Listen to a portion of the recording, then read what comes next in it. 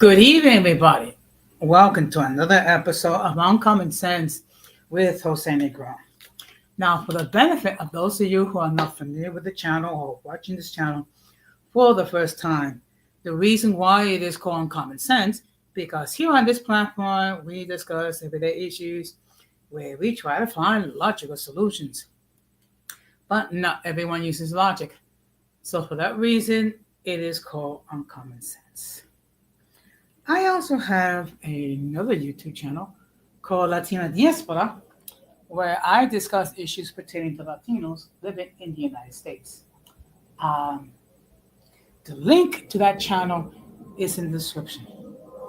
I want to let everybody know that I'm currently live on YouTube, Facebook, and Instagram. Also, the subscriber mode has been enabled for the first 5 minutes. Meaning, if you're not a subscriber, and if you wish to enter a comment in the chat, you'll need to subscribe to the channel. As always, I want to give a huge shout out to all those who have already subscribed to the channel. Whether you've been a supporter from the very beginning or just recently joined, I really appreciate your continued love and support. Also, want to give a huge shout out to all those who follow me on social media, as well as those who allow me to enter in new devices. And a huge shout out to those who watch from the clouds, even the haters. So what I'm going to ask you to do, if you're not done so, I'm going to ask you to please subscribe, like, and set the bell notification to all.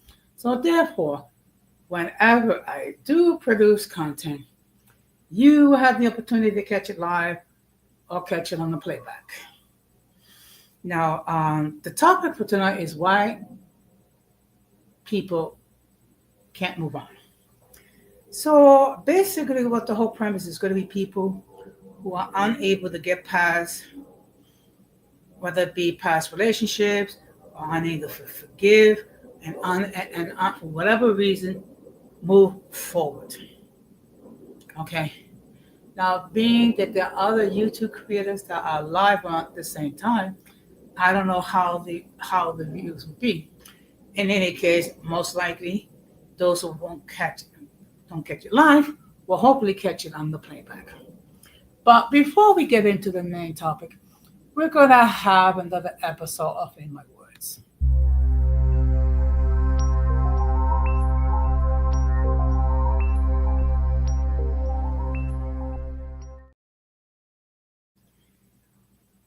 First of all, let's start with the fact that the House is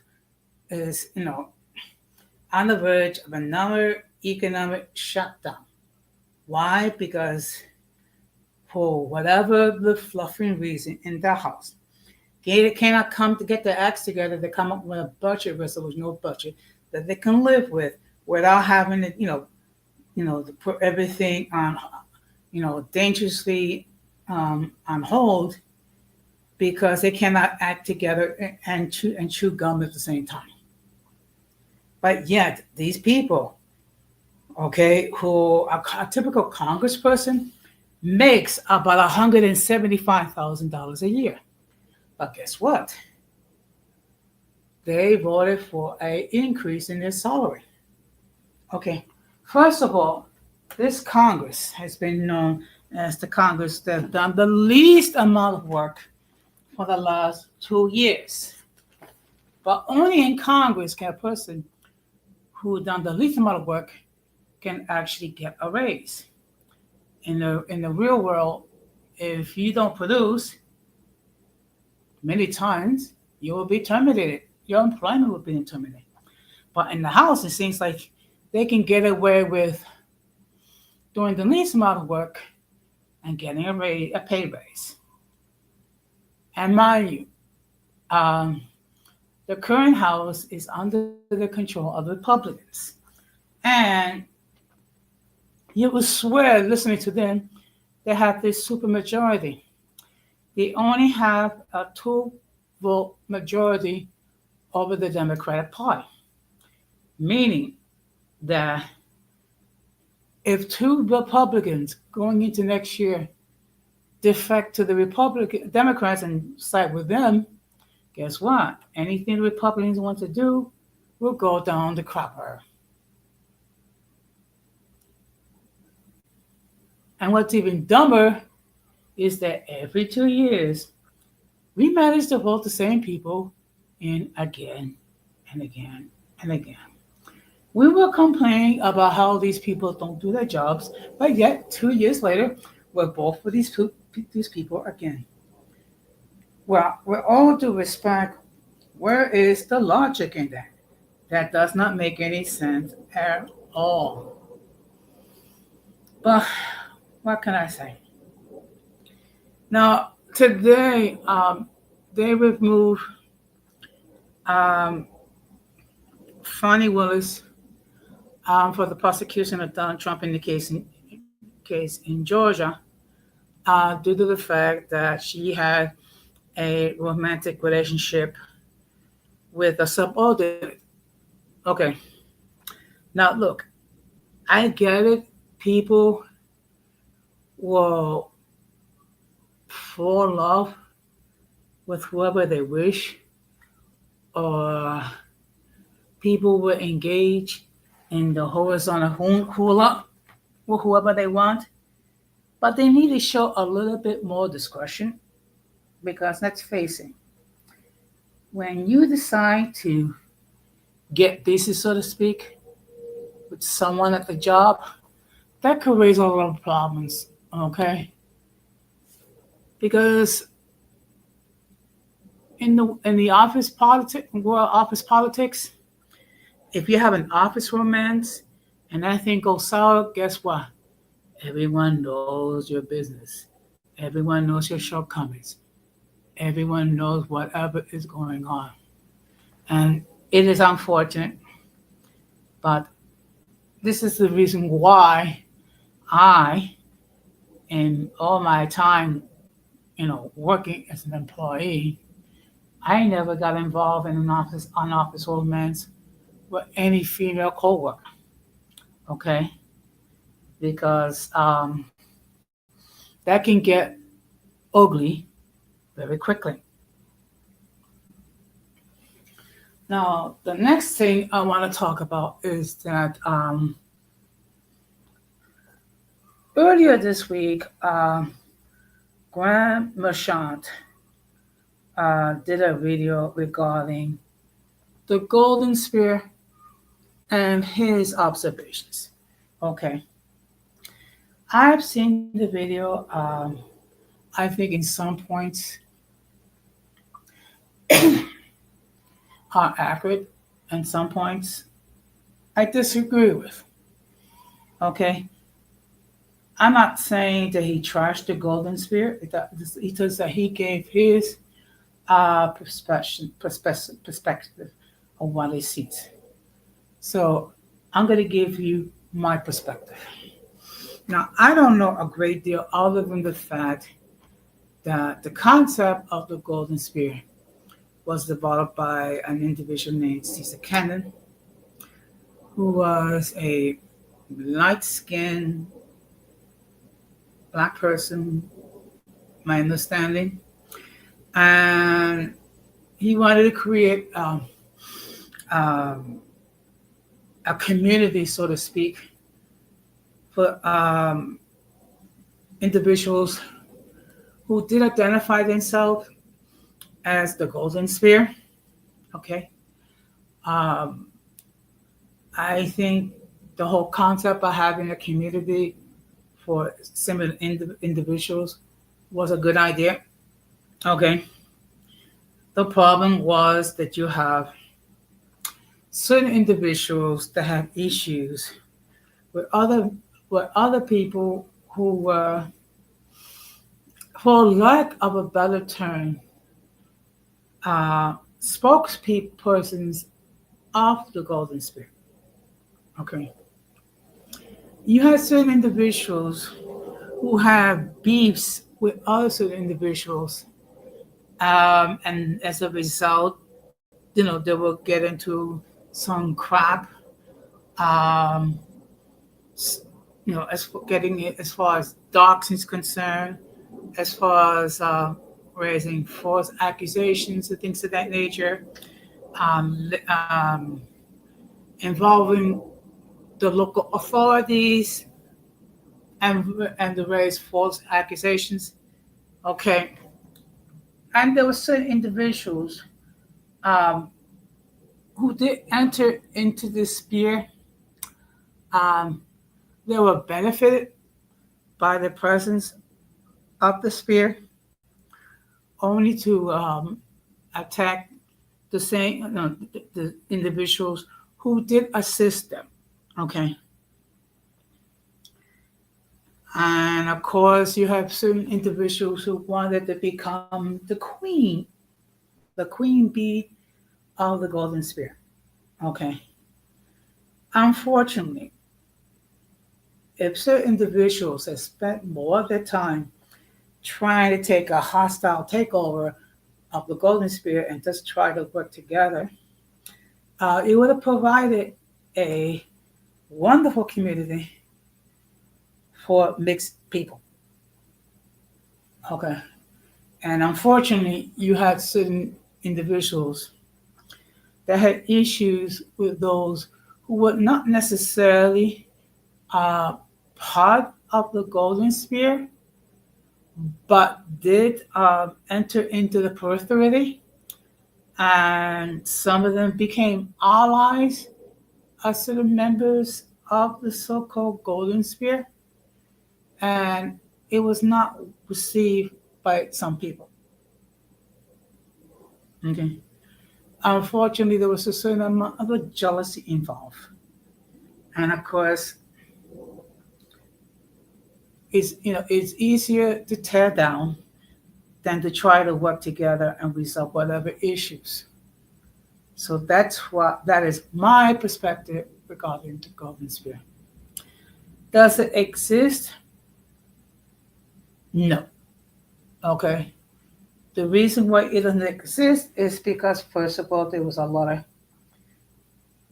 in-house bickering by certain content creators. Okay. And then there were some content creators that wanted to hold a primary position in the golden sphere and had to resort of try to tear other people down. And it really messed up the whole concept of community, okay, for these individuals. One of the issues that mixed people have is a sense of identity and the lack of a space of a community that they can call their own. Okay. It's not like, for example, the Latino community. We have our respective spaces and things of that nature. It's not, and also the African American community with all the issues that they have. They have segments of their community. Even the LGBTQ plus community has its own separate community. So the core concept of the golden sphere was to create a community for similar individuals. Unfortunately, it did not succeed. Okay. Partly because of jealousy and partly because of infighting. Okay. Now, I'm not going to say that everyone was a perfect angel. No. I'm not going to say people did not make mistakes. No. But unfortunately,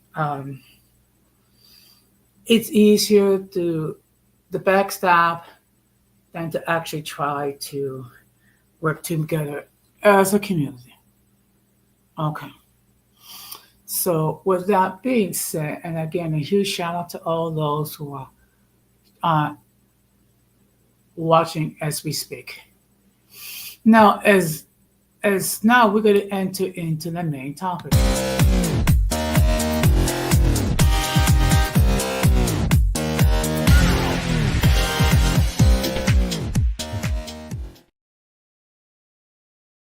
Okay. Now I want to state for the record that the link to join the panel has been pinned. Should anyone wishes to hit that link and express an opinion regarding the topic, they're more than welcome to do so.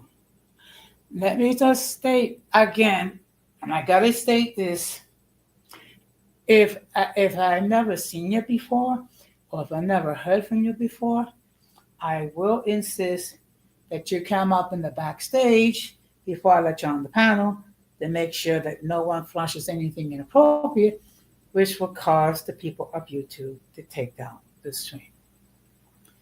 Now, this is a little reminder. I will not be doing a stream tomorrow night because I will be attending a social function. So I will be live on Saturday night. Next week's schedule will be a repeat of this week's schedule. I will have a stream on Monday night, Thursday night, Saturday, probably Saturday night, okay? And the reason why goes because Tuesday is Christmas Eve and Wednesday is Christmas Day. I think it's more important that people spend Christmas and Christmas Eve and Christmas Day with family and loved ones. Okay. There will be plenty of opportunities to watch my stream other than Christmas Eve or Christmas Day. I will definitely have a short Christmas Eve or Christmas Day message. More detail will follow on Monday's stream. So, with that being said, I'm going to share my stream. Hopefully, okay, just give me a moment.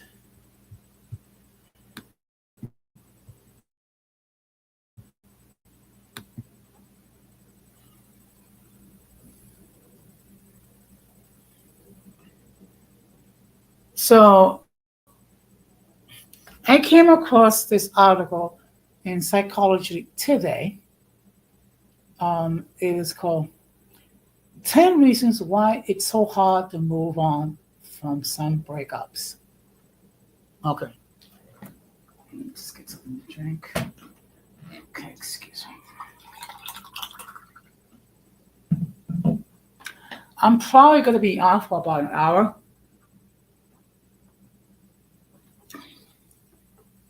Depending how the stream goes.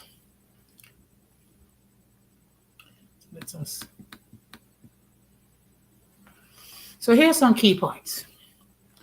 There are no exact time frame for healing from a breakup, which can sometimes be the toughest part of the experience. Someone may have experienced difficulty moving on, and part of them is holding on to hope they will get back together with their ex. When grieving the loss of a relationship, we often assume that avoiding painful emotions will bring us relief when the opposite is true.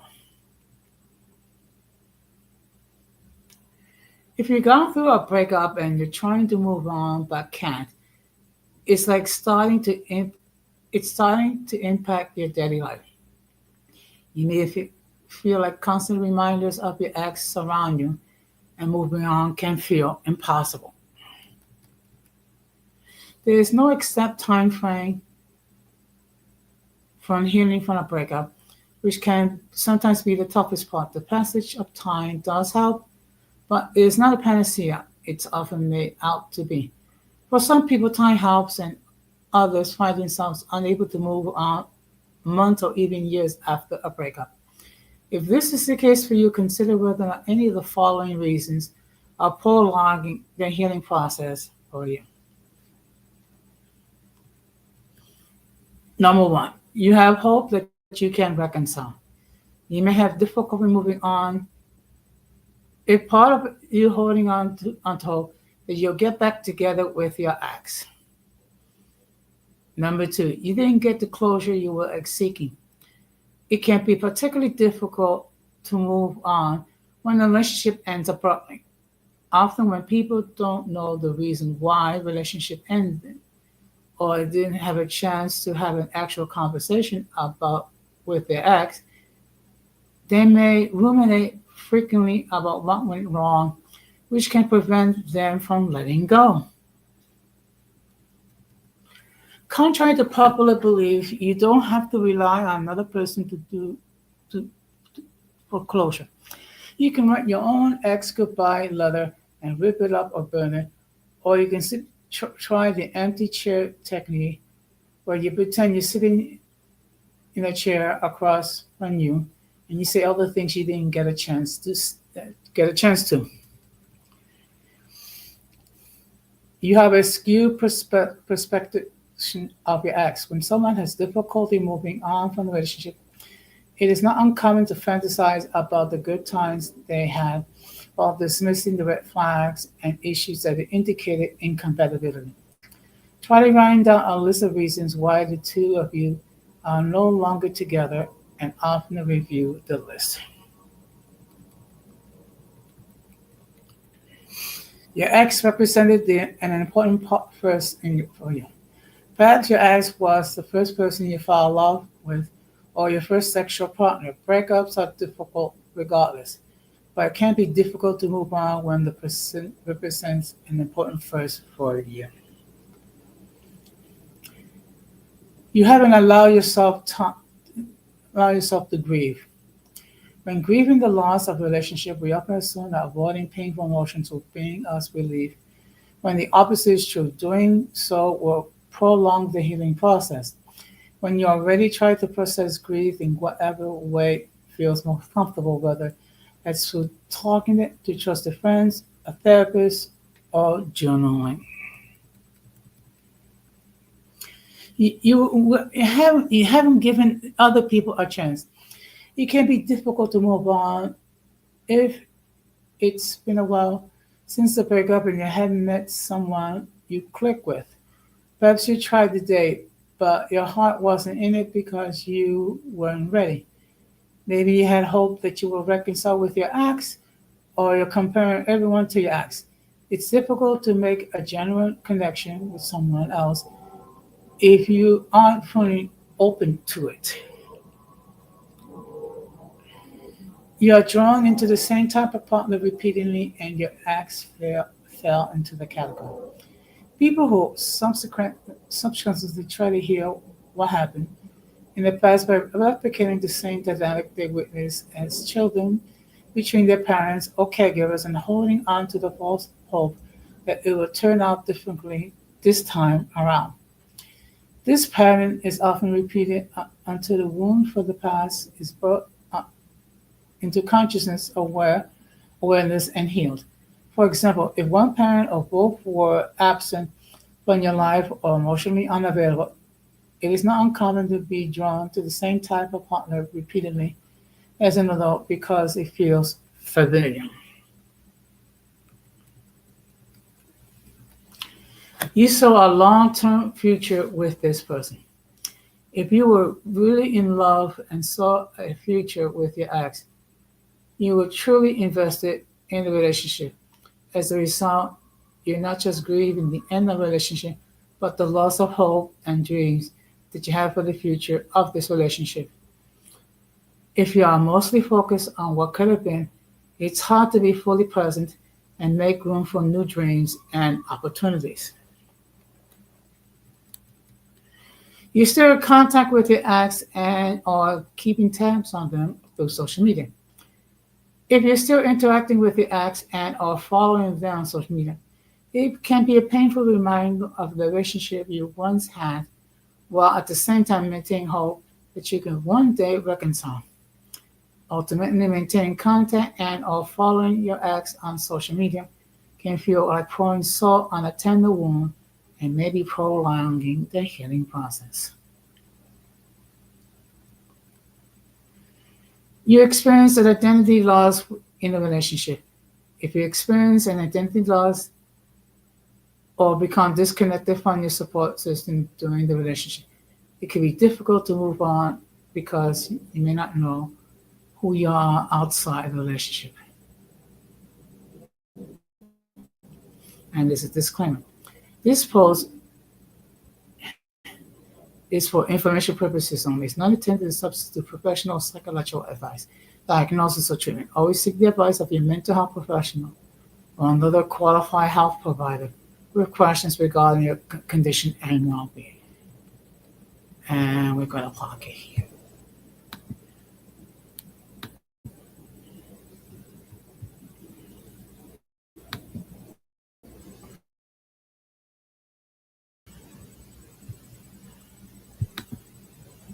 So as you can see here, there are some things to think on.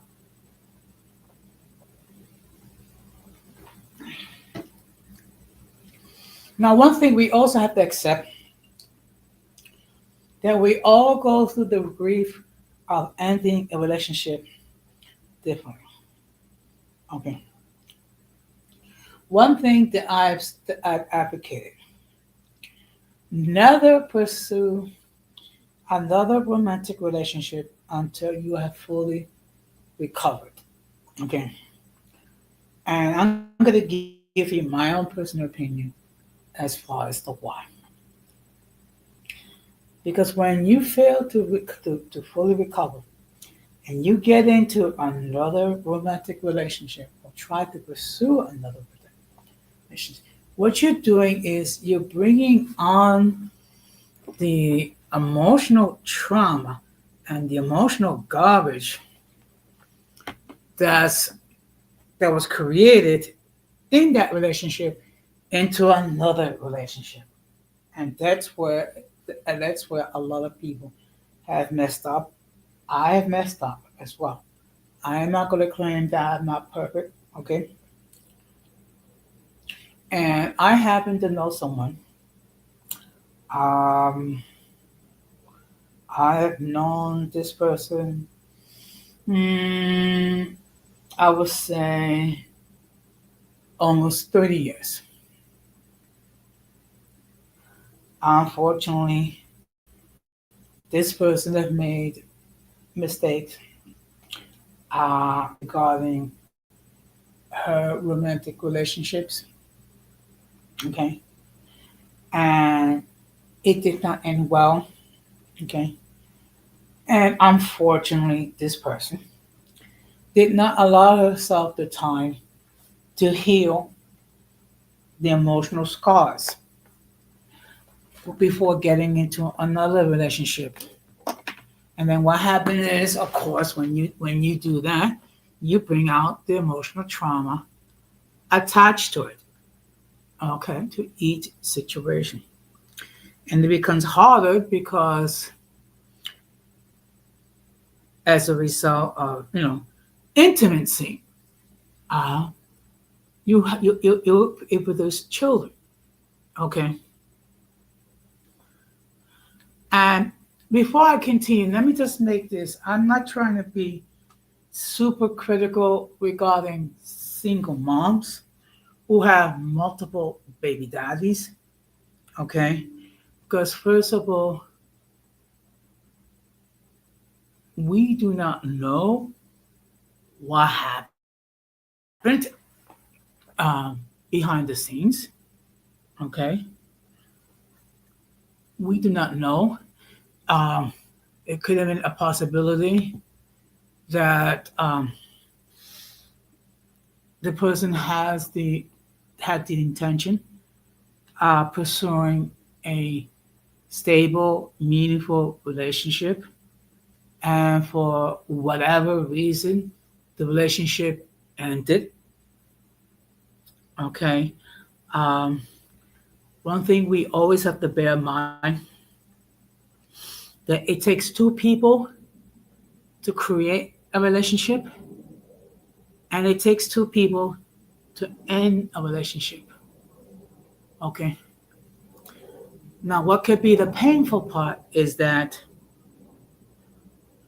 when you have two people romantically involved in a relationship, and one party, for reasons that we do not know, um, the relationship ended. So as a result, You have a situation where um, one person is trying to keep the hope alive and reconcile the relationship, and then you have another person who, for whatever motivation, whatever reason, has decided to end the relationship. Okay, and those type of endings can be very painful. Okay. Good evening, Irby. Thank you very much for stopping by. So the topic for tonight, for those who are just hopping on, is that why can't people move on? Okay. So basically, what I'm talking about is people who are unable to move on because of a relationship were ended, or unable to forgive. Okay. Now I know of a situation regarding someone. Now, of course, I'm not going to name the person because, first of all, I don't have the person's permission. I want to share the person's name, and plus, I don't want to go there. Um, I know a person who actually hold a grudge with someone uh, for several years over something that could have been resolved.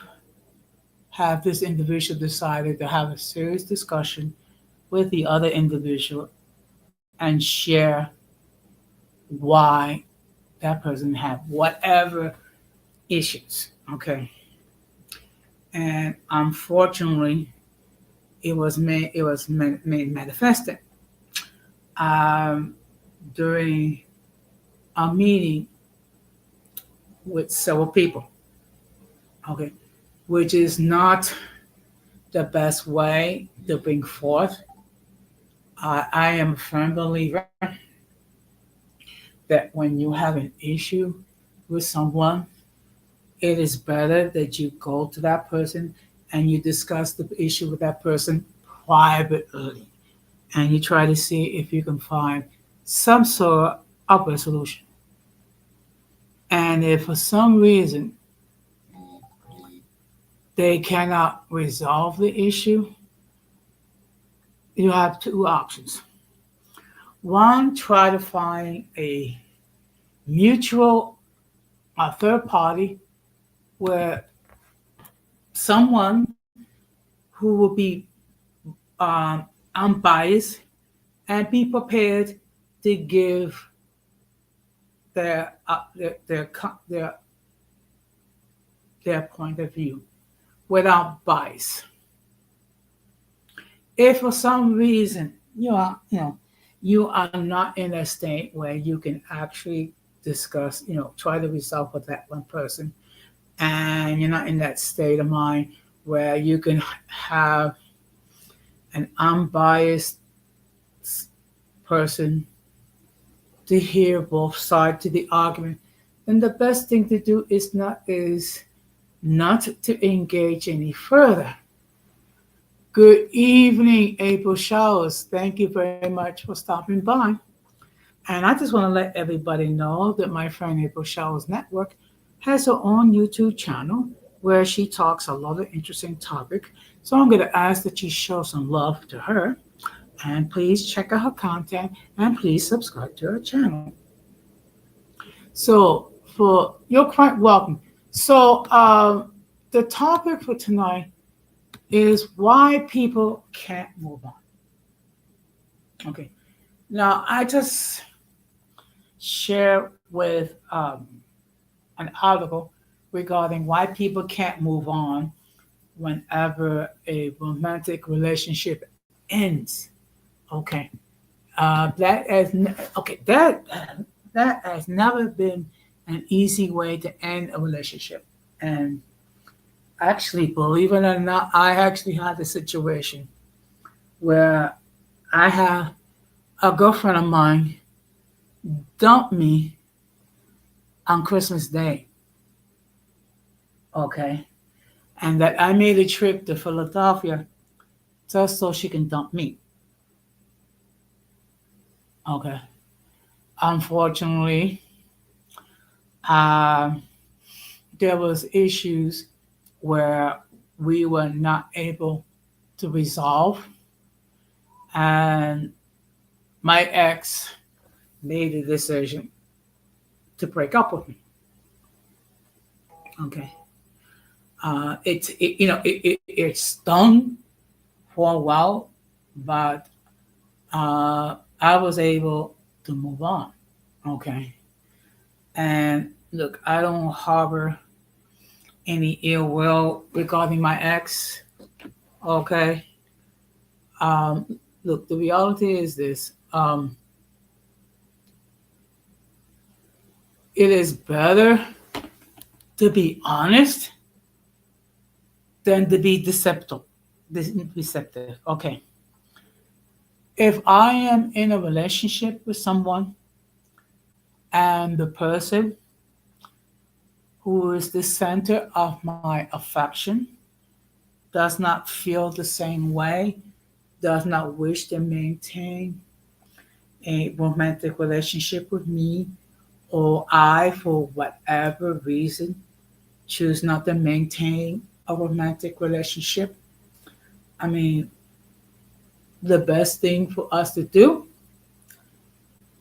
is to go our separate ways and try to make the separation as painless as possible. Okay. Sometimes that's easier said than done. I have to end it romantic relationships because there was differences where we could not resolve. Okay.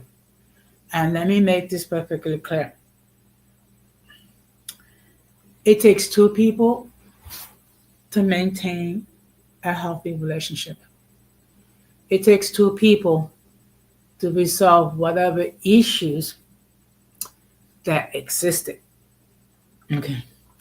If one party is not willing to resolve those issues, or that one party is unable to see that there's issues, no matter how hard you try to illustrate, no matter how hard you try to explain, and the party is not willing to change their conduct or at least see that there are issues, the best thing to do is unfortunately is to end it.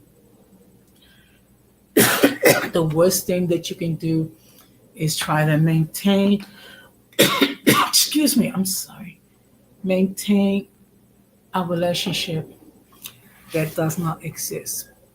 Okay. You're not doing yourself a favor and you're not doing the other party a favor. Okay. And it's only fair that if you two cannot resolve these issues, separate so therefore each party can be free, um, to heal from the relationship, and then once they recover, to try to find another love interest. Okay. So let's see. So now I'm just going to share one more article. Okay. So so I'm going to be focusing. Okay. So I spent the first 25 minutes or so talking about not being able to move on when a relationship is ended. Now I'm going to be talking about the inability to forgive. Now, this is where people have different understanding. What does forgiveness mean? I'm going to give you my definition. I'm not saying it's the perfect definition. What I'm saying is I'm going to give you my definition. The act of forgiveness is the state when you are able to think about the perceived harm that was done against you, and you can recollect it, you can recall it without bringing painful memories. Okay. Now, I see here we have a guest. So let me just state for the record that the views of those who appear on the panel are not necessarily those of the host of the channel. Any attempt to copy the material without the consent of the host is prohibited. By appearing on the call, you waive your rights to the image. Some of the views that people hold may be considered inappropriate. If you do not like the content, you can block the channel. And now we're going to bring in our guest. April. Hey, Jose, how you doing? Fine. How are you doing tonight? I'm doing fine. Oh my God, we got snow here in Joliet, Illinois. We've had some cold weather, but Well, they're the talking topic. about possibility of snow here in New York, up to two Mhm. inches again. Oh, okay. So the topic is why people can't move on. So, what's your thoughts on the topic? On the subject? Well, sometimes, and it depends on how the breakup was with anything. Sometimes people can't move on because they're still mad, angry, upset, and people have to learn. Sometimes you won't get that apology. You know, you won't get that apology. Um, so some people can't move on because they're waiting on somebody to come back and make it right with them. And you know, some people just are never going to say they're wrong. And then another reason a lot of people can't move on is because hell, it's hard out here dating. So sometimes people rather get with people that they know than a complete stranger. So they're sitting around, and like I said, it just depends on the breakup.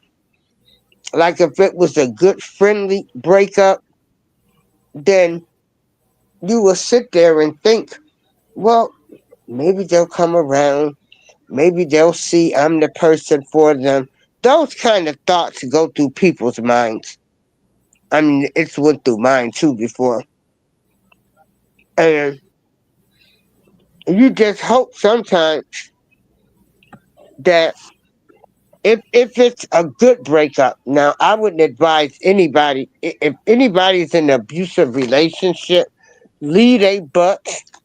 It was good while it lasted, but just think you gotta love yourself first, and you don't need to be with anybody that abuses you. But sometimes there are friendly breakups where everybody's like, well, it's not the right timing and different things like that, and you just hope that person sees the light and then come back. Um, I think the bad breakups is sometimes why people can't move on because I had a cousin, you know, her husband, while they were going through the divorce, I mean, he came in her house and took everything of value that she had. So she was mad and angry, and he kept playing with her, saying, I'm going to give you your stuff back. And he never did. He never did. He was using that over her. But and she finally moved on too. I think sometimes why we can't move on is because the hurt, especially if it was a bad relationship, the hurt be so painful, you know. And so a person, sometimes people will just stay in a relationship or anything just for the sake of being in a relationship. And so it just depends on different things, Jose. But if you've been hurt real bad, it's hard to move on. It really is. Because Mhm. you will sit around and you will get consumed because they hurt you so bad. And then you scared to get out here and date again because you don't know what you're gonna get. Mhm. And so that's just my input. Well, I'm gonna share. I mean, I was married. Unfortunately, the marriage ended in divorce. Okay. I tried everything that I could do to try to resolve the issues within our marriage. Unfortunately, when you have a situation when both parties were not Now, in a Jose. state, I'm sorry. Okay. You went out. Okay, can you hear me now? I can hear you now. Okay, but as I was saying, I was married, um, and we had multiple issues Mm-hmm. with our relationship. I try to do everything I can to try to resolve it. Unfortunately, my ex-wife was not in a state of mind where she saw issues, or not to the point when she did her part to try to resolve the issues. We were responsible for the divorce. I never claimed that she was fully responsible. I never say I was fully responsible. We were both responsible regarding why the divorce occurred. And for a long time, I was not at the state where I can have a mature conversation with my ex-wife. And the one thing I firmly believe, if I cannot say something positive about a person, do not say anything at all. Okay. And this lasted over 10 years Okay. where she reached out to me, Mm-hmm. and then I asked her, okay, what is on your mind? So she apologized and asked for my forgiveness regarding her actions that led to the divorce. And I said to her, you know what? I don't hold a grudge. Okay. We were both responsible. We both, you know, you know, ended the marriage, and it did not end in good terms. Yeah. And really, it's not a good thing to bear a grudge. Mm-hmm. So did you start dating or was you just coming out of a marriage? You just you didn't think that you could date or you could find somebody. Um, Okay. I felt that before I can go out into the dating market, then I have to recover. Because if I didn't do that, then what I would have done is brought in the emotional scars and emotional luggage into another relationship, and then harm another person that way.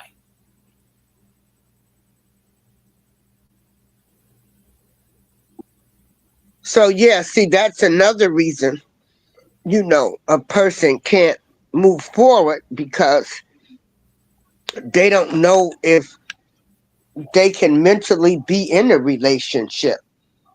And so that's why a lot of people, men and women, like you just said, uh,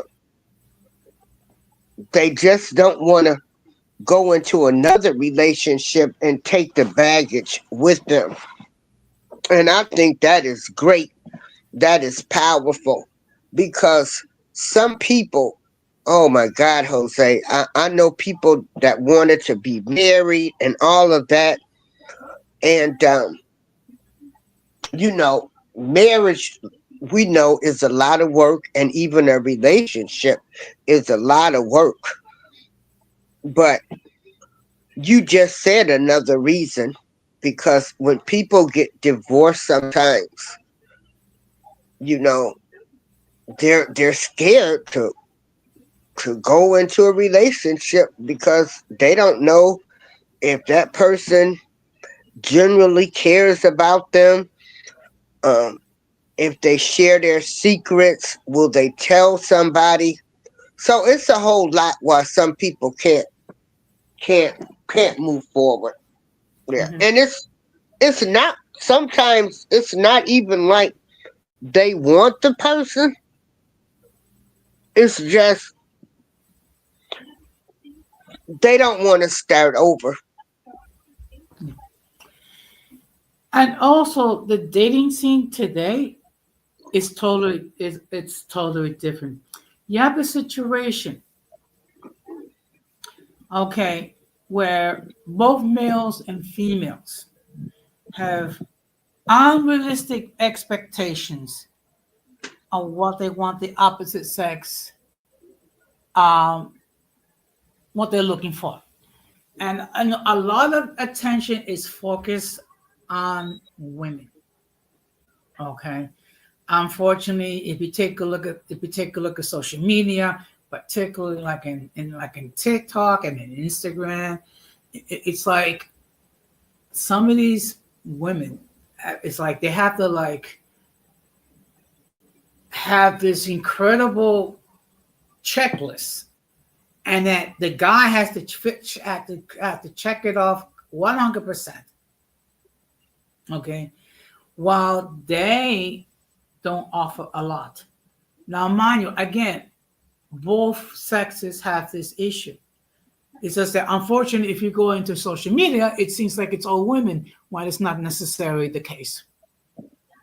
Right. Boy, there's a lot of men that be on these dating sites too. Yeah. You are correct. Keep talking. I'm trying to make that sound. Like, and another thing, you know, when it comes to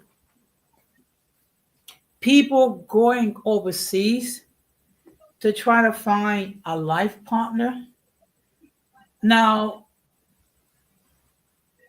I have no issue with that.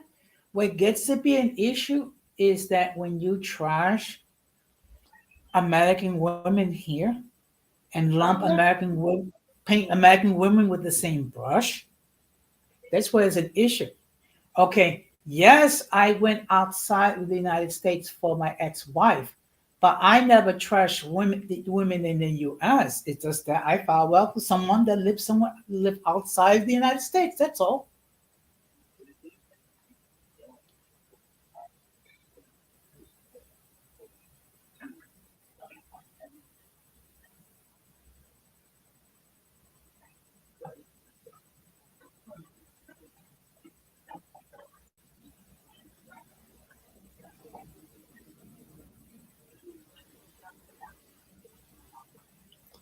Okay.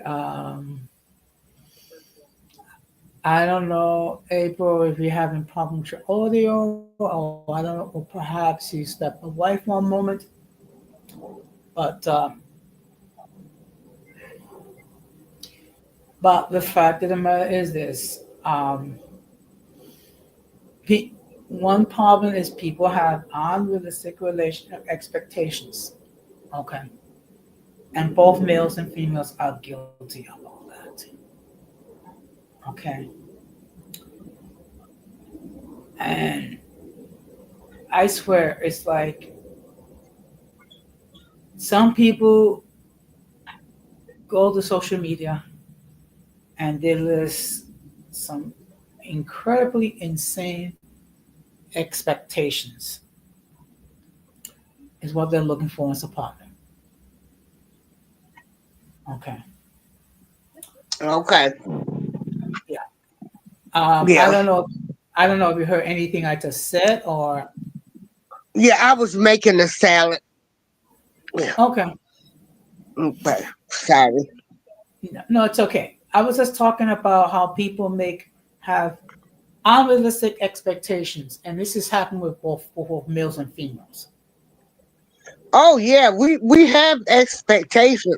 And the thing of it is, Jose, sometimes, you know, when we get caught up in these relationships, um, before we even go into the relationship, it's a lot of things people need to discuss, you know, because if once you finally get with that person, they might not like the fact that you snore, um, you use a certain laundry detergent. People out here got so many issues now when it comes to dating. Yeah. Have you ever dated somebody from the internet, Jose? Yes, I have. How was it?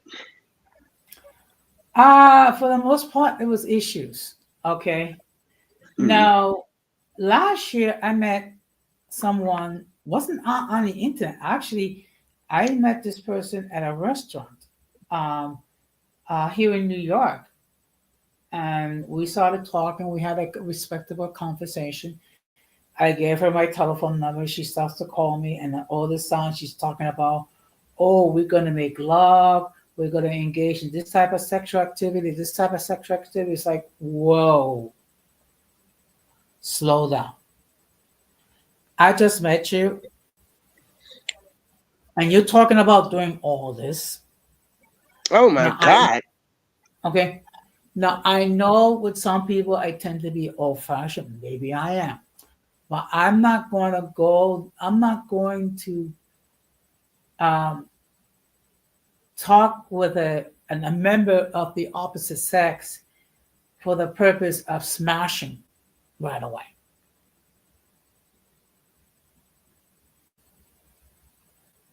Exactly.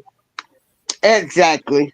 Because at the end of the day, it ain't even, the sex does need to be great, but for somebody that you just met and they're talking about what they gonna do to you, I would have, I'm glad you ran, right? You like, oh no, I'm not gonna do this.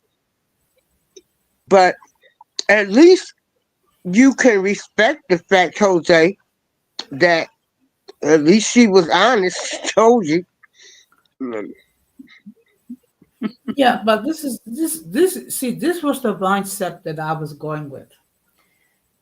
If she was prepared to do all this from the onset, maybe she might have done it with other people. I mean, for all you know, she could have been an nymphomaniac and had an addiction to sex. I don't know.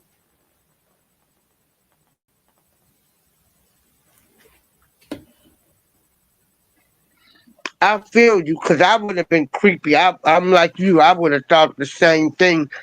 How many other men have she done this to? You know, no. Yeah. I mean, it was the same thing when I met my ex-wife for the first time. Automatically, she wanted to hop into the sack and get involved with the horrors on the hula. It's like, whoa, let's take it down a few notches, okay? And again, Wow. I I get didn't know people was doing that. I see. I never had sex on the first date. Um, you know, I was told you supposed to wait. Don't give up the goods that fast or that easy because they're not going to respect you. That's what I was told when I was coming up. Don't sleep with anybody on the first night because they'll think you're easy. Um, they won't respect you, and the relationship shouldn't be all about sex. Well, nowadays it seems like, I mean, at least with a lot of the young people, it's like they cannot wait to get into the sack.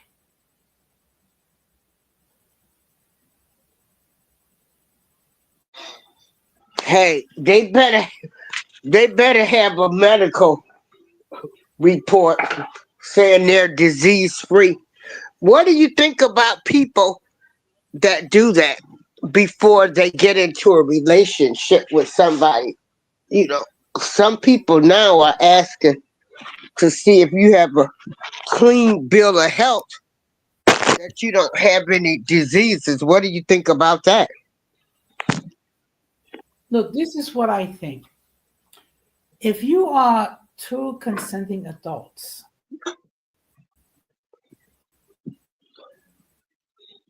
and you know the consequences involved, and by all means, go at it. Okay. But the fact of the matter is this: when you engage in any type of adult activity, okay, and you're not careful, there's always the possibility that you're getting STDs. There's also the possibility of an unwanted pregnancy, okay? And if it's even worse, if you are married or in a committed relationship and you decide to engage in adult activity without the party hat, so to speak, and then God forbid you come down with an STD, and next thing you know, you're giving it to your unsuspecting partner. I mean, so Yes. what you've done is not only you harm yourself physically, but you're also harming uh, your partner as well, and you're exposing your partner to STDs. Yeah. Yeah. Hey, Jose. But yes, Another reason some people can't move forward is if they relate that.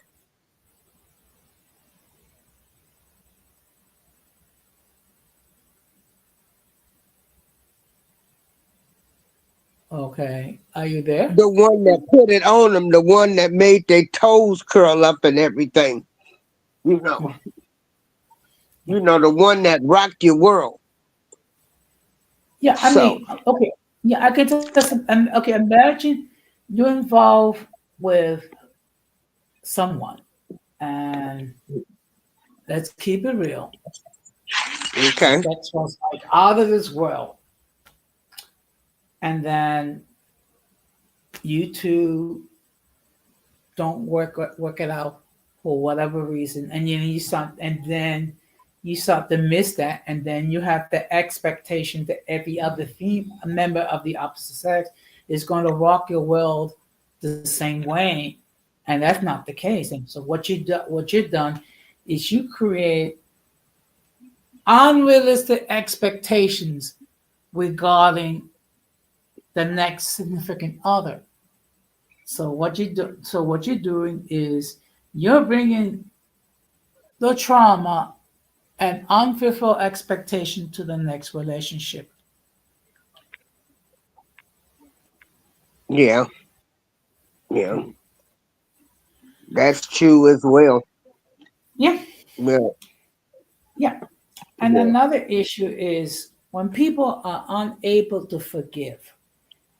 Part of the problem is they don't have a clear understanding what does forgiveness mean. Forgiveness does not mean full restoration to the relationship that you have before. My definition of forgiveness is that when you're able to recall of a painful event, and by Hmm. you recalling that painful event, it does not bring back painful memories. Yes. Okay. You can be reconciled to a person and not have any further dealings with that person again.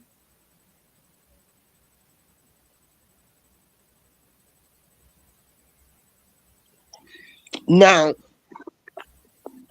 and that's what I was saying too. The reason some people can't move forward is because they're waiting on that person to say, they're sorry. I'm sorry. I hurt you, which you probably won't get until that person has matured. But a lot of times people do think, the person is going to come back and apologize, and they don't. And, See, and with the forgiveness, like what you said with the forgiveness, like I've forgiven people, but I just don't want to talk to them anymore. yeah.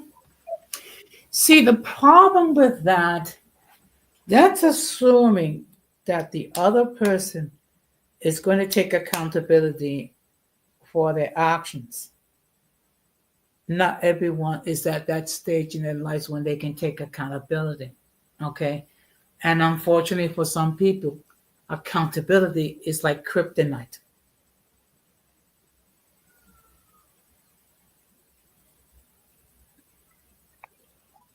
Ooh, Jose, you on fire tonight.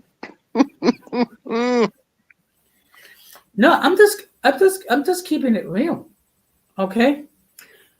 And part of the problem with my ex-wife is her inability to take accountability for the actions that she caused.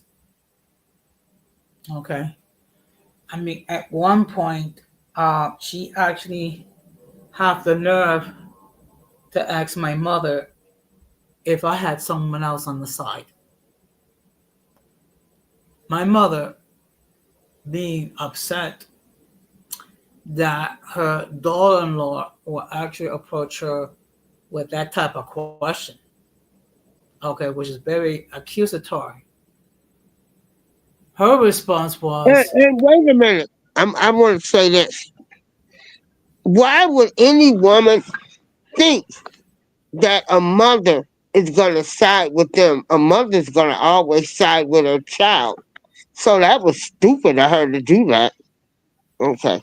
Keep going. yeah. So this was my mother's response. No, but I wish he did.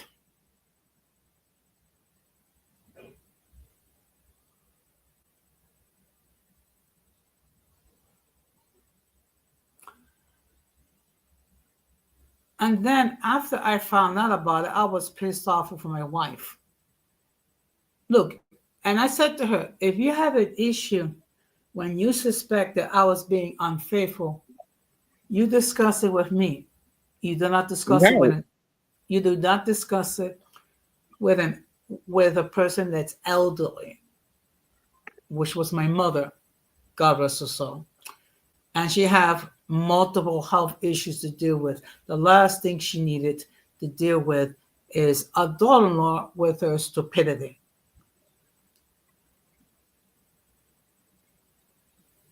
Exactly. Exactly. Yeah. And that illustrated not only the lack of maturity that she had, but trust issues. Hmm. And instead of confronting me about it, she went to my mother.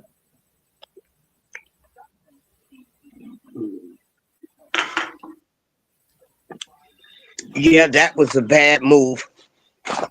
An That was a extremely, yeah, an extremely bad move. Okay. And again, part of the reason why people can't move on is people are unable to forgive. right. Okay. So I don't know if you experience anyone or know anyone that was unable to move on because they could not forgive what the other person did. Yeah, I went through that. I went through that. And you know when I got the apology, 20 something years later. Well, at least you got an apology. Some people Yeah. never But apologize. 20 years later, but you know, and I'm laughing because I remember when he was trying to find me, and I had to laugh because he was telling people he needed to talk to me because he was dying and all of this other kind of stuff because I really didn't even want to ever talk to him again in life. And I had forgiven him, and after about a couple of months of seeing that I was not going to get the apology, I finally moved on. But here they come 20 years later. That was so funny to me, but I did get it. You Well, But you're well, right. When you yeah. go into a relationship, you have to start fresh. You can't think about what somebody else did. When you date, you just gotta come with a clean slate. And if you can't wipe the slate clean before you go into a new relationship, then you're gonna have problems. Hmm. Yeah. Because I know a lot of people, people out here, they putting tags on people cars, them air tags, and they getting apps where they can keep up with their other half. And I'm thinking, if I got to do all of this, I'm not getting ready to be in no relationship because I'm not going to be tracking my partner's every move or going through, his emails or his phone and chats because they do have apps now. Jose don't let nobody use your phone where they can they can track your every move. Mhm. Hmm. And again, look, my definition of forgiveness is the state when you are able to recall the harm or perceive harm, whether it be words or action or a combination of the both. And by your recollecting on what has transpired, it does not bring painful memories. You can forgive a person and not have anything to do with the person again. Exactly. Okay. And that is my definition of forgiveness. Yeah. It does not mean restoration. Restoration Mm-mm. can occur, but it's not necessary to occur. True. That's true. But yeah, and you have to forgive for yourself and say, okay, this didn't work out. I gave him my all, you know, and I'm forgiving them because I don't want to take that into my new relationship.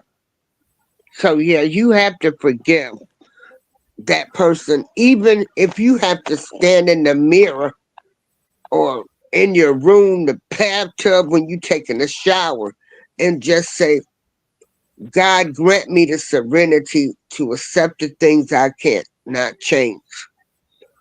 God, let me get a clean slate. This relationship has ended, and I want you to remove from my heart for me not to think about what my ex did to me going into a new relationship.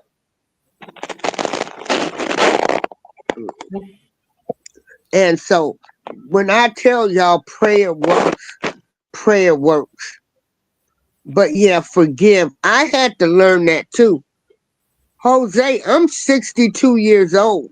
And I was, man, I held grudges for a long time. Mhm. Yeah. But you know what? But you know, one thing, and this is something that people need to understand. When they say the Lord's Prayer, they're actually asking God to grant them the same level of forgiveness that we give others. Okay? People just say Hmm. the Lord's Prayer without even thinking about it. Okay? But in that fact, we're asking God to grant us forgiveness to the same extent we're willing to forgive others. Yeah. Okay? Now that's very deep. Yeah, we probably need to do a show on that. Yeah. Well, Yeah, I that's actually did. really deep. Well, I actually did a stream regarding unforgiveness months ago. Oh, okay. I'm gonna I have to go probably will through do it again. But again, forgiveness does not need restoration, and that's where people miss the mark. it. Right. Again, my definition of forgiveness is that when Oh you are yeah, able, that's a great definition. yeah, Mm-hmm. when you are able to recall either the words or the action or both that people did, which was painful for you, but you're able to recall it without bringing painful memories. When you're able to get to that point, you have forgiven that person, and that person may never be returned in your life again. Right. Yeah. Okay, and Mm-hmm. actually, this there is a biblical principle behind it. In fact, there was an allegory of a story where um, a person owed a huge amount of money, and that person was in no condition to pay that person back. That person forgave the debt. Yeah. Okay, unfortunately, that person was not in a position to forgive another person who owed a much smaller amount of money. So, what that person did, that person was in prison. And what happened Wow. was the word came out to the person who forgave the large debt that the person who debt he forgave was not able to forgive someone who owed a small amount. And what happened was that person was imprisoned. And the biblical lesson was the same thing will happen to you if you're not able to forgive that person from your heart. And again, forgiveness does not mean restoration. It sure doesn't. Mm-mm. Okay. Yeah. And that's where people miss the mark. Okay. And also waiting for the other person, they take accountability for their actions. Not everyone is at that stage or will ever get to that stage where they're going to take accountability. Okay. Yeah.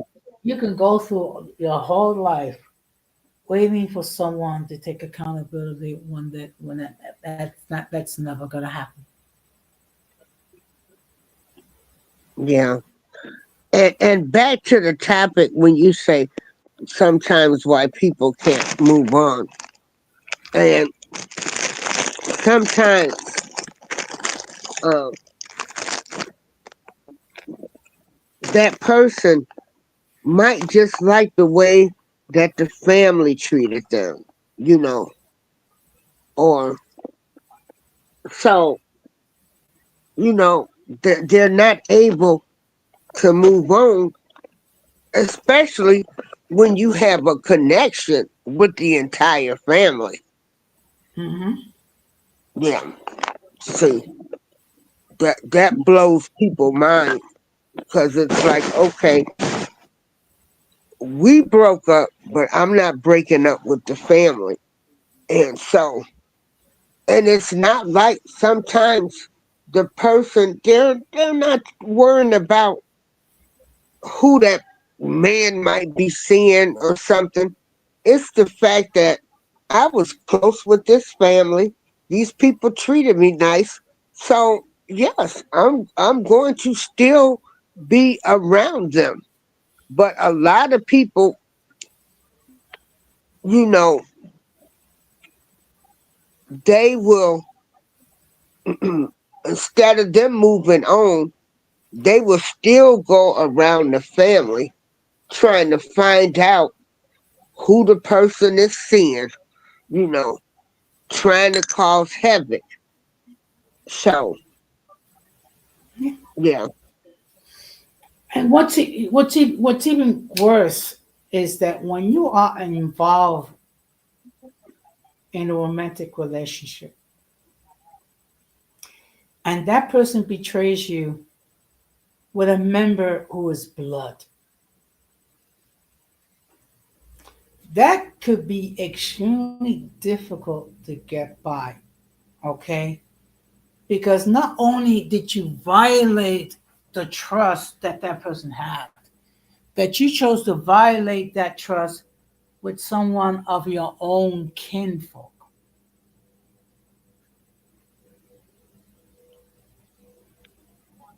that is such a true statement, Jose. Ooh, you on fire tonight. But Well, yeah, yeah. we have to keep it real. We have to have these types of conversations. So hopefully somebody is listening. You know, forgive yourself. You know, if you thought you were made a fool of, you gotta let it all go. You just Yep. gotta say, I'm taking accountability because it didn't work out. It didn't Hmm. work out. Yeah. But you know, But the you problem is this, and again, with some people, accountability is like kryptonite. Some people are not at that stage when they're able to admit, okay, I did this, which led to this result. It's easier to blame others. Okay.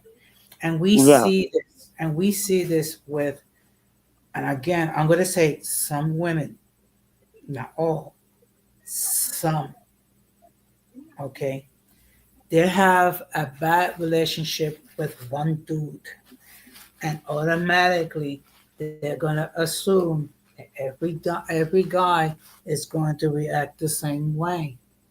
Okay, and unfortunately, you have some single mom. And again, let me make it clear: some, because I don't want people to think that I'm against single moms. But you have certain ladies that make poor choices regarding who they decide to sleep with. And what happened is they end up getting pregnant. And what happened is you have certain ladies that have two or three baby daddies because they didn't practice discipline.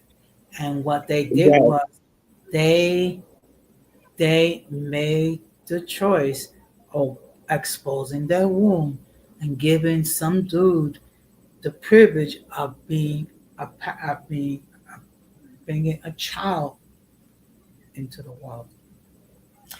Now, I don't know if you are aware. This is this young person on TikTok that she has 7 children by uh huh. 7 different daddies. Damn. Uh, Yes. And she became a mom at 14. Wow. So my question is, what happened? Okay. Now, automatically, people gonna assume that it is the parents' fault. It's not always the case, but I like to know Right. what happened that led her to become pregnant at age 14. And Mm-hmm. this same person is pregnant by baby daddy number 8. Oh my goodness. And allegedly, the person that got her pregnant worked in a food stamp office. Oh my God.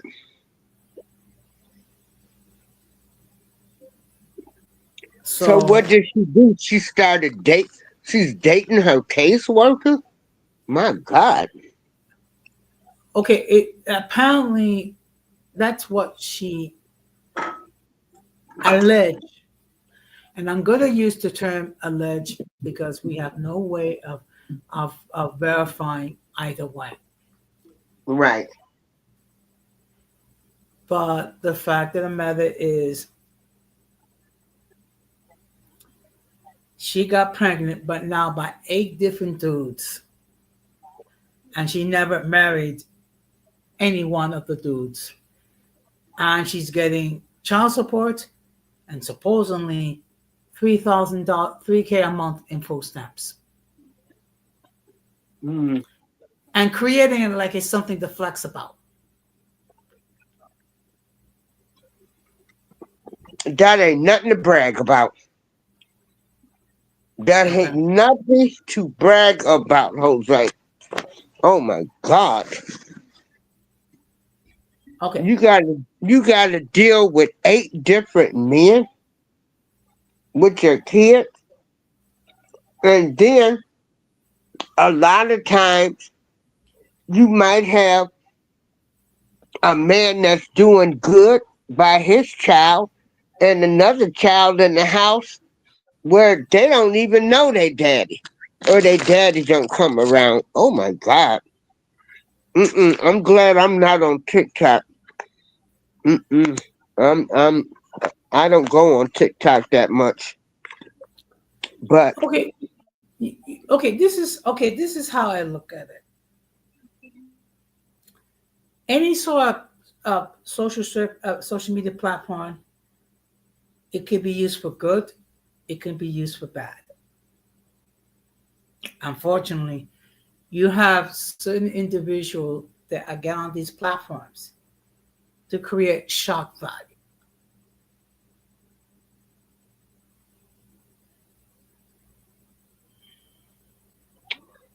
yeah, you can say that again.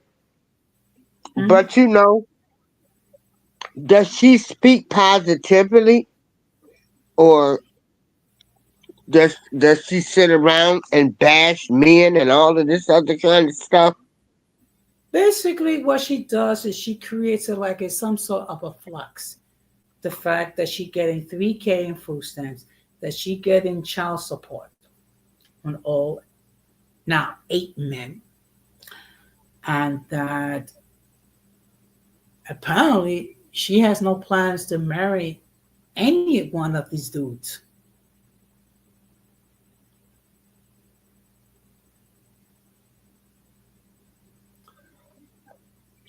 Well, I would say, well, I can take that back because this guy did marry my aunt, and she had already had 11 kids.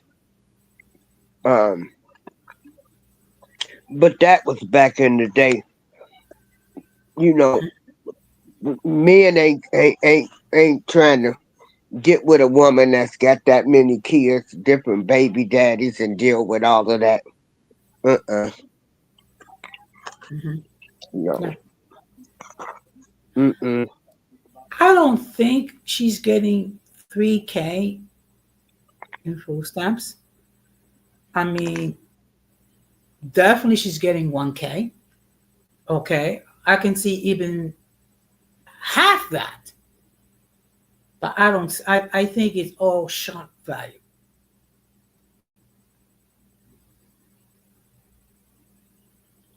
And some people do that to create a response.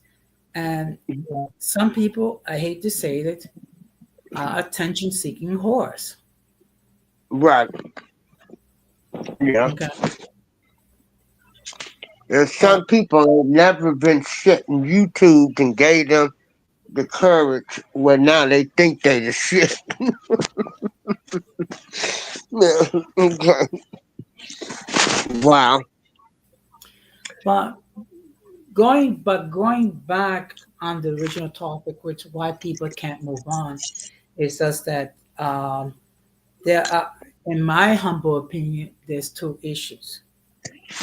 Some people can't move on because they haven't recovered from the emotional scars of ending a relationship, and some people move on can't move on because they aren't able to forgive what's done because they have a different interpretation on what forgiveness is.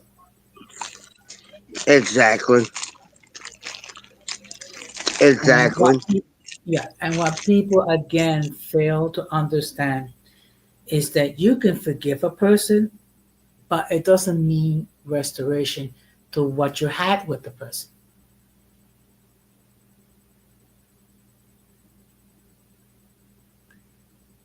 Okay, Yeah. I was I able, agree. yeah, I was able to forgive my ex-wife. It doesn't mean I'm gonna get back with my ex-wife.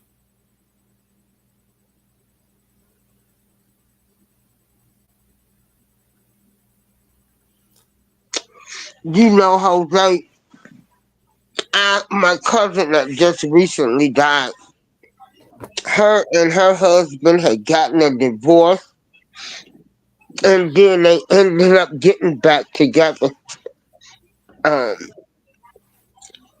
because he was man enough to say, I messed up and everything.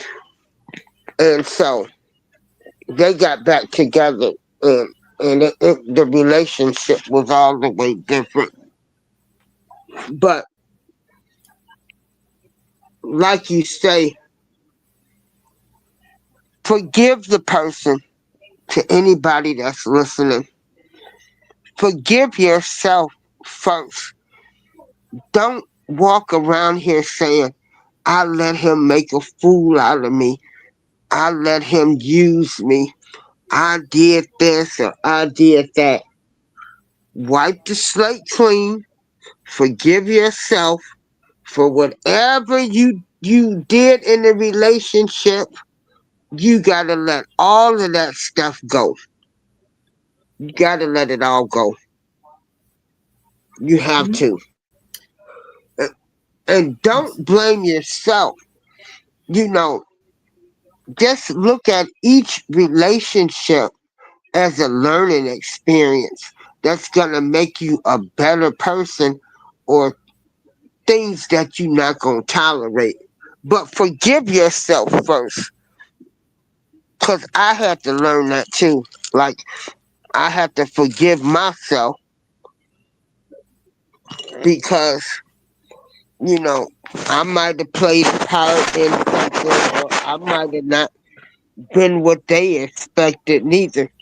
So just just forgive yourself. You know, just sit down and say, I did all I can do, and heal my heart, heal my heart. So when I go into this next relationship, I Have don't take all control. of that baggage. Yeah. Huh? Yes.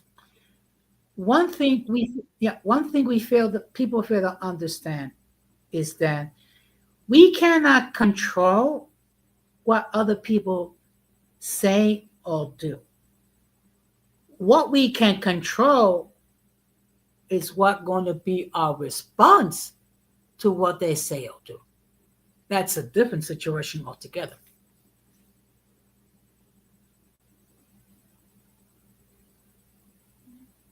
True that. Yeah. And you Okay. can't fix anybody neither. You can't you cannot fix another grown person. If they got issues and you tried to help them and you paid for counseling or you went to counseling with them and the relationship still didn't work out, that's okay. Just remember that's okay, ladies and gentlemen. It's Yes. okay. You can just say, hey, I'm, you know, I still love myself. I'm going to forgive that person because they couldn't even see that I was the person that was going to stick by them. I stuck by them. And then when they got themselves together, they left me. So, you still got to wipe the slate clean and just say, hey, it was a learning lesson. I had to wipe the slate clean a whole lot of times. And I can, for one, say, you know, um, some relationships that ended for me, some of them was bad.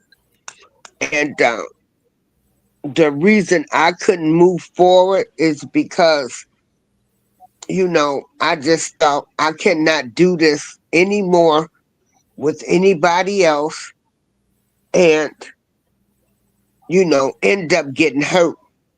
So that's why a lot of people can't move forward too because they're scared. You know, they're scared. Is this relationship? Is it gonna be good? Is it gonna be bad? Um, if I give them 100%, what are they gonna give me? So when it don't work out and you've stood by them through thick and thin, and they leave you for somebody else, just say, thank you, Lord. Send me the right person. Yeah. And sometimes the Lord is not going to send you the right person until you deal with whatever issues that you have to deal with. Okay. Yes, Because the fact of the matter is, God is not going to give you something if He knows that you're not prepared to deal with that person. yeah. And that's where people make mistakes. Okay. Hmm. Is that they have not fully recovered and then they try to get into another relationship. I knew a person that was her mistake was she would end the relationship, she didn't give herself time to recover, and then she would get into another relationship, and that relationship produced children, and then she would break up or whatever, and then she'll go into another relationship, and then the cycle just repeat itself because she never fully recovered from whatever trauma that was created. Yeah, And what happened is, unfortunately, you have a situation where you have several different relationships that didn't end well, and you have children from different relationships. Okay, and again, people don't what people they don't want to take accountability. Okay, and again, women have granted men the the the the the fact that they created a child with that person, but yet they didn't see fit to marry that person. Okay, remember the whole story. The whole story. You're married before you carry. Nowadays, it's like they're carried before they're married, and then no values nowadays. No value. single Keep going. motherhood is praised on today.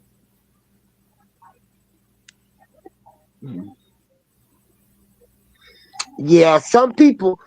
You also have to change your mindset too. You know, when you have to change your whole mindset. Um, because like Jose said, you can't change a grown person. You have to change your mindset to think positive. Please don't gloat. And I say this because I've had these issues before. Don't sit around missing out on a good person going out to have good times with friends because you're sitting at home. You're terrified if you meet somebody, like they might hurt you. So you also have to change your mindset and say, hey, you know, the good person is out there. They're gonna find me. You have to start thinking like that. You have Okay. to change your whole mindset because when after I got with my son's father and the relationship ended so bad, I mean, I didn't want to ever be with any other man for a long time because he was abusive, you know, and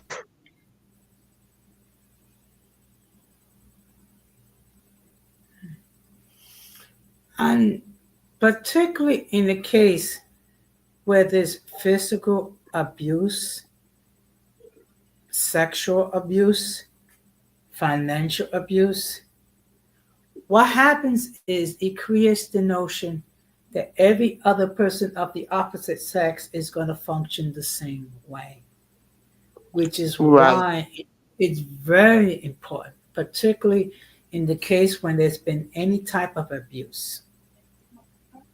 You have to heal first, because if you do not heal first, what you do is that you create the notion that every person of the opposite sex is going to be the same way. Okay. My first girlfriend left me,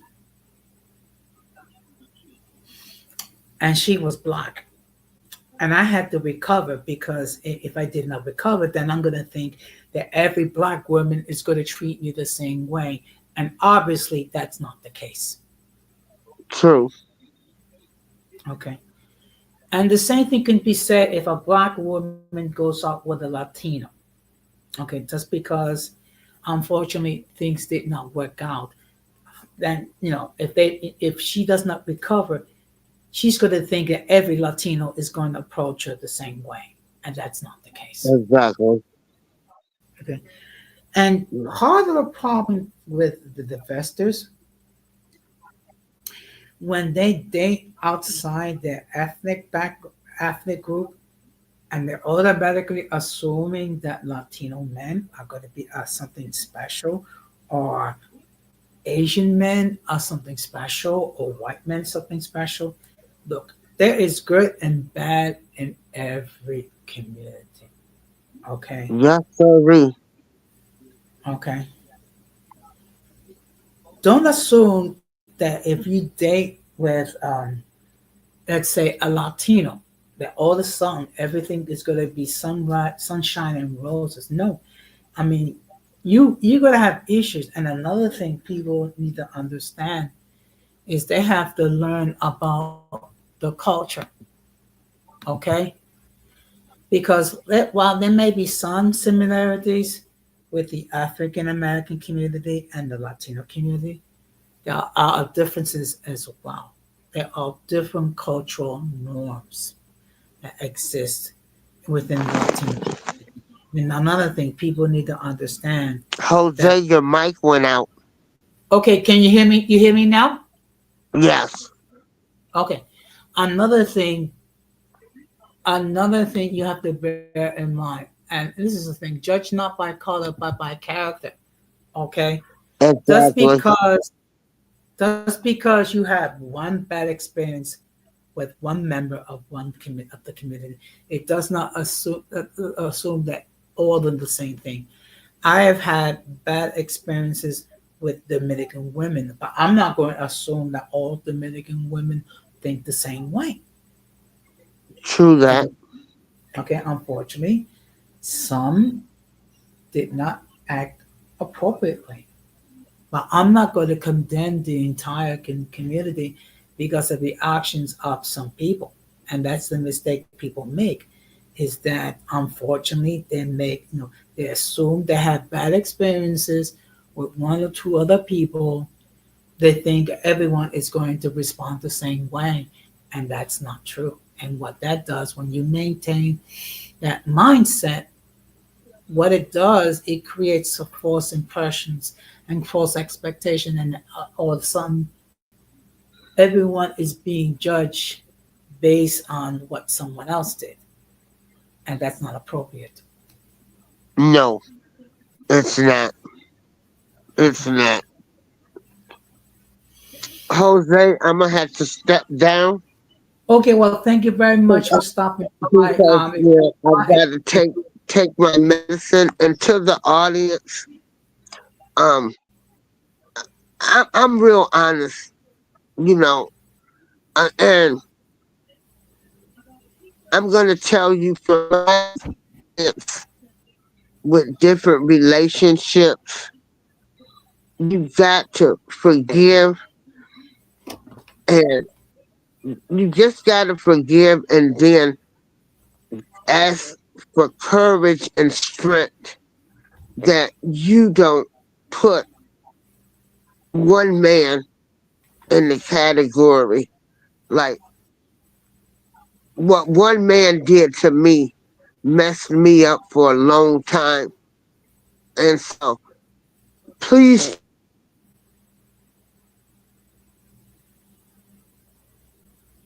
Mhm. okay, I gotta step down. Okay. All right, well, thank you I'm very gonna be much for with you. stopping by. If Okay. you want to share, if you want to share it, take it. Well, thank you very much. Well, and look, the bottom line is this: don't assume because you have a negative experience with one individual or from one group that everyone is going to respond the same way. Do not make that assumption. And unfortunately, people make that assumption. And the old joke, because you make an ass out of you and me. Well, that's what happens when you base everything based on what one person did.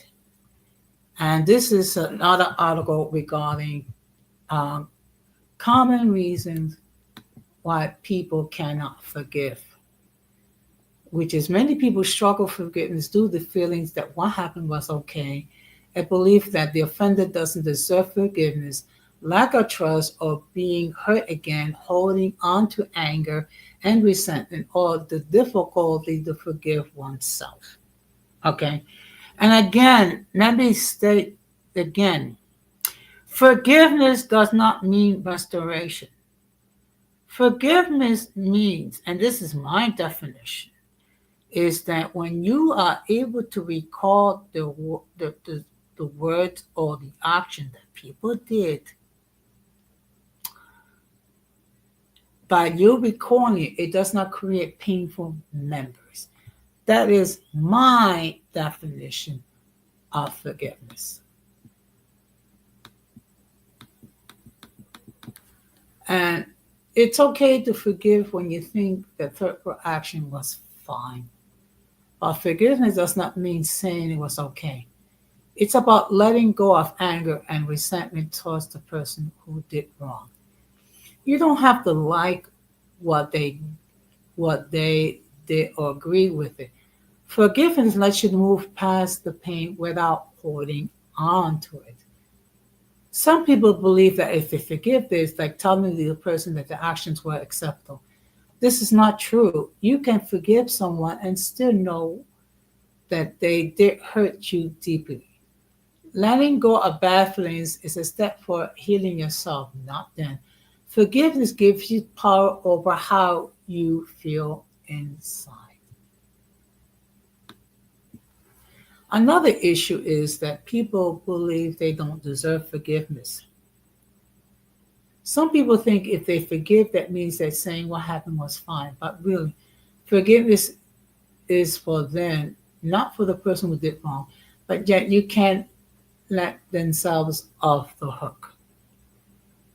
They feel too guilty or ashamed or something that they did they didn't do. They struggle because deep down they believe that making mistakes make them bad or unworthy of being forgiven. These feelings are strong and can trick a person into thinking they should never move on. Compassion is missing when these thoughts take over. It's important to understand that everyone makes errors and learning from them is part of life. Forgiving yourself gives you room to grow and heal. A therapist might help sort out these tough emotions by offering understanding and support in place of judgment, like a trust.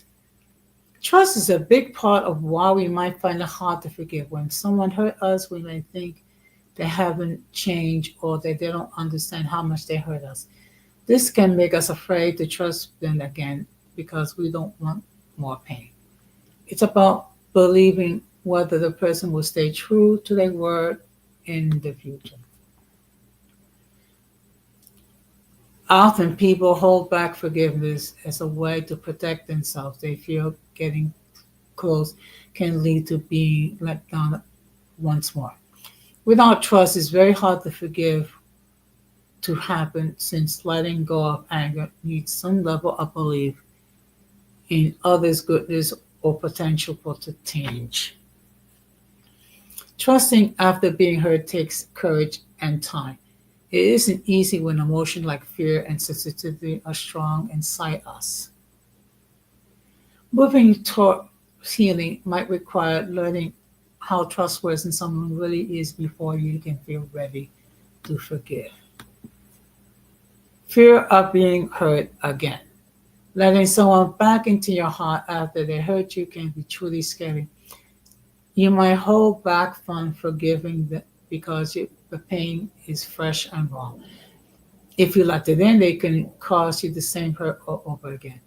This fear makes it very hard to forgive. It makes it safer to guard, keep your guard up rather than risk going through that pain again. People often find themselves stuck because their trust has been broken by someone important to them. Love and trust go in hand in hand. So when a loved one causes us harm, it shakes us deeply. We might think if we forgive them that we're saying it's okay, but it's not okay at all. Forgiving does not mean forgetting. A step towards healing ourselves, even if the scars remain hidden inside us. Good evening, Riza. Thank you very much for stopping by. So the topic is why people are unable to move on. Yes, please let's share this stream because this is something that people struggle with. Now, another issue is holding on to anger and resentment. Holding on to anger and resentment is like carrying a heavy bag everywhere you go. It can make your mind and body feel tired. Over time, the weight can lead to sadness, frustration, and even health problems. Anger wants to keep us safe, but too much of it is for too long is not good.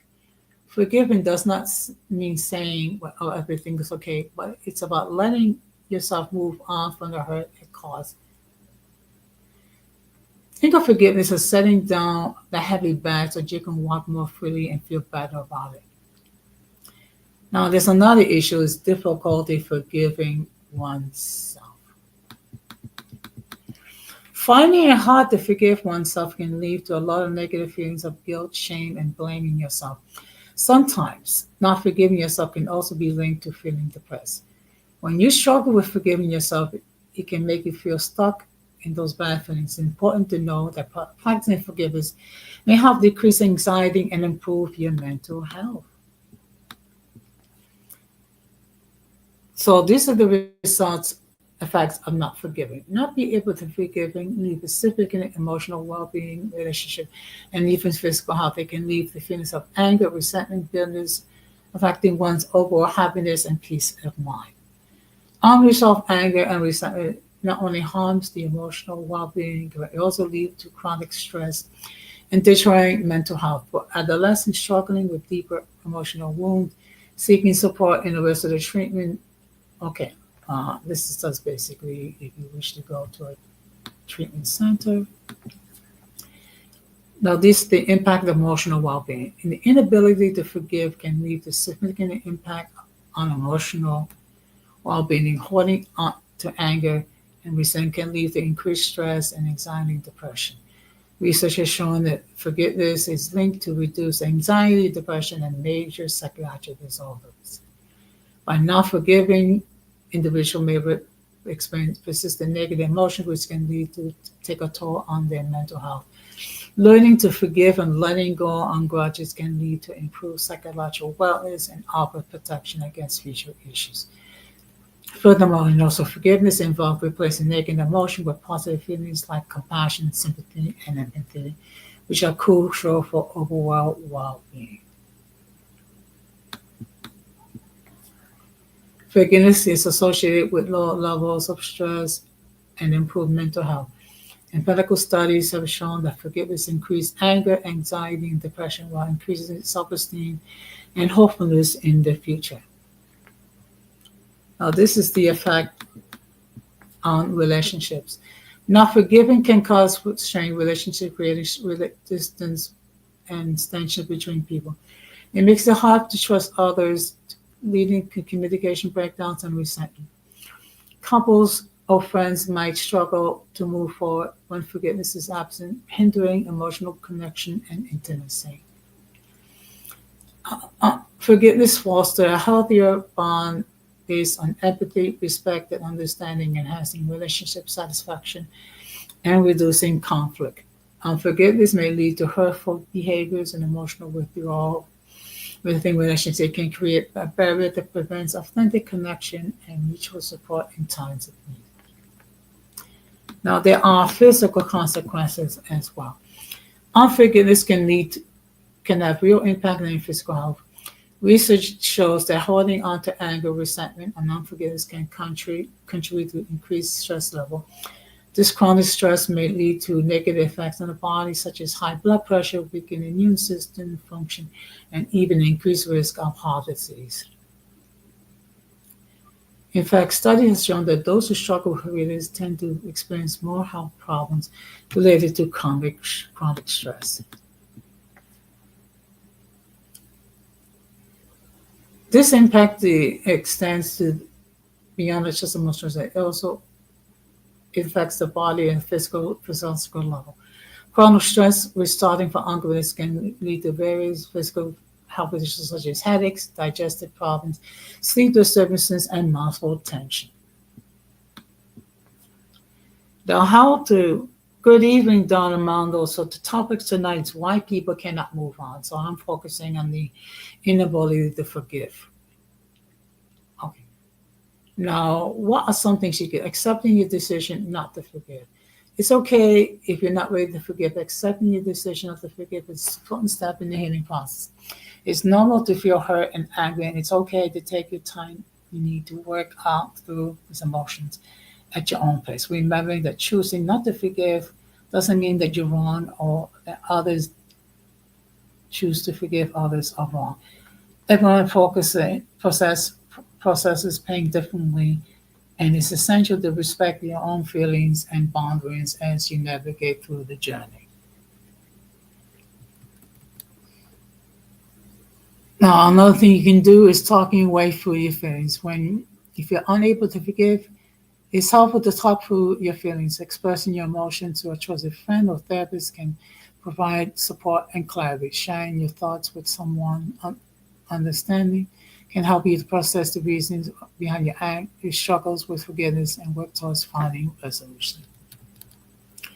The open this open dialogue fosters self-esteem and focus and helps uncovering underlying issues hindering the ability to forgive, leading to a way towards healing and growth.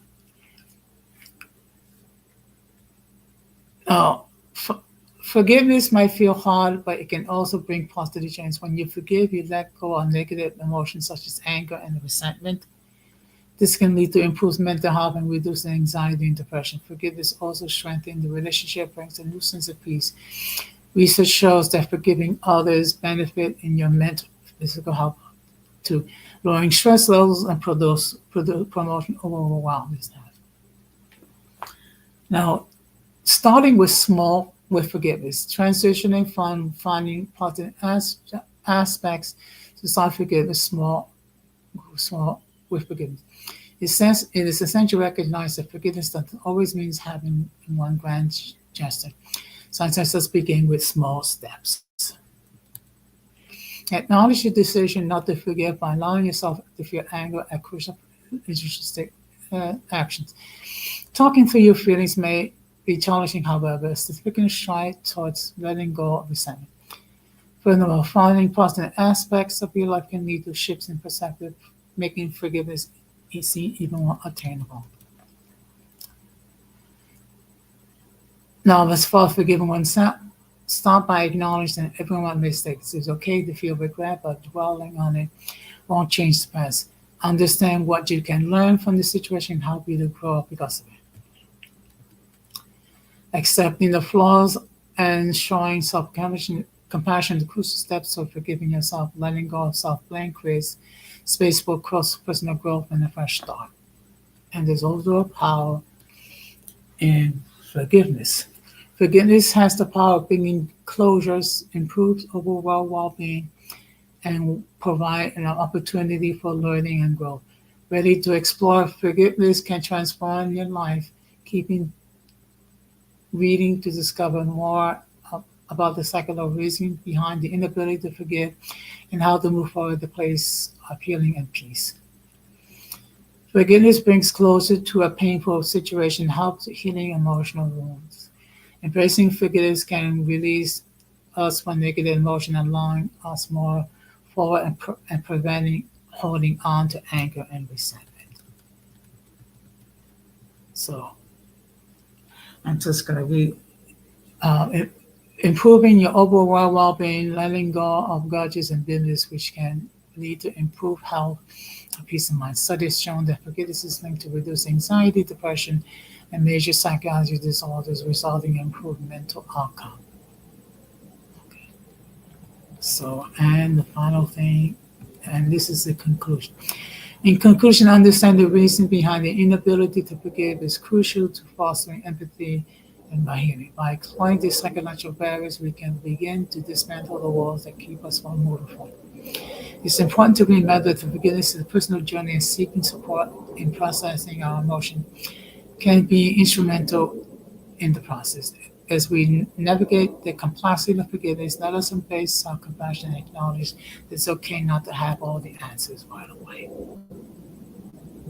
And I'm just we got a pocket here.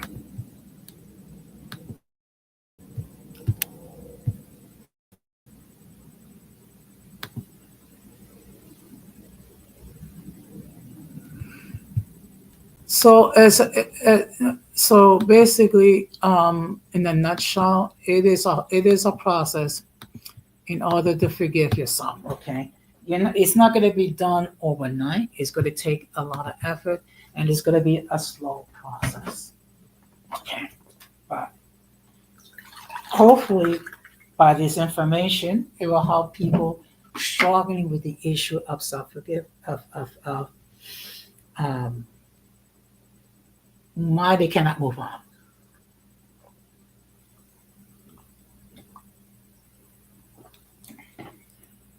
So I'm going to start to wrap this up because normally I try to keep, I don't want to make this become a marathon. But I have, hopefully, I've given all of you something to think about. And of course, you can, if you wish to share the stream, and hopefully it'll be of some sort of benefit, not only to you, but those who you know that may be struggling with this concept. So, with that being said,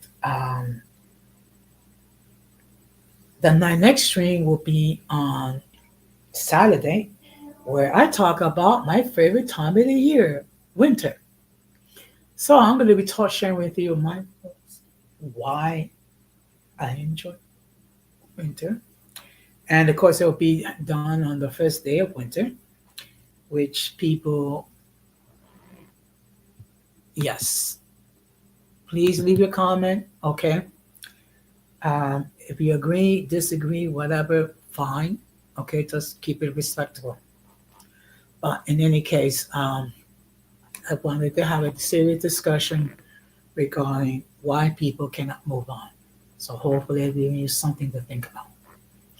With that being said, I'm going to close the same way that we always close, which is we must do everything possible to avoid the presence of the mentally and intellectually challenged, because if we fail to do so, we will be infected by the stupidity and massive insanity. This has been another episode of Uncommon Sense with Jose Negro. Wishing you good night, take care, and just remember, forgiveness does not mean restoration. What it means is that you are at that stage when you can remember the painful words or actions or both, and it won't cause you any pain. That's the definition, my definition of forgiveness. With that being said, thank you very much. Take care of yourself and peace.